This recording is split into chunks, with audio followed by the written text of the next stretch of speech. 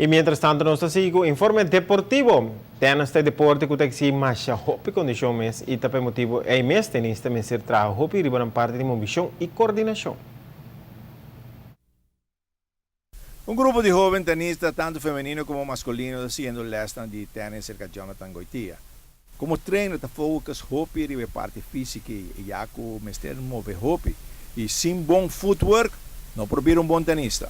Sabe grupo que está se condici 2 dias por semana, já eram só que já vierna e outro dia não está full de tennis. Nós está se maioria que nós está se conanta hopi footwork.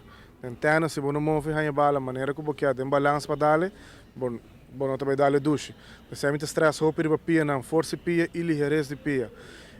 Hopi trapi, hopi elastic, hopi bulamenti kabuya, distância largo. Se man passando se bip test com nang, e botawa que muito não melhorar mais hopi mesmo. Muito não que tá wanta portar, vamos pôr muito 10 anos que tá corre trap 5, depois 3 lunas lá bem, lá dá trap 8, que mais melhorar 3 trap extra, qual botawa adelanto imenso de nang.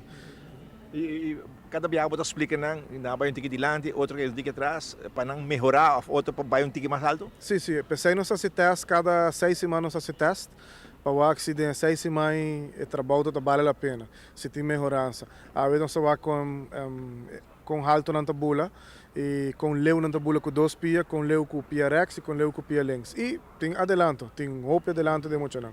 E dentro tennis mesmo, você mira a diferença de viagem, ou na cabeça se teste? Sim. Nós está basic foi em novembro, januário nós começamos a se prometer, nós temos 3 lunas ativos com o teste. E você sentir a pegada de bala, não? Você sentir que não tem mais, uma vez você sentir a bala, zona, mas que quebrante quebra bala, e você sabe que é muito, é trabalho toda vale a pena. É também esse saco mais em supia para dar a bala melhor. E não te aguenta mais hora de cancha, jogando tennis, training off the wega. Essa cansaço também, espero que tem mais trabalho para fazer, seguro tem mais trabalho para fazer.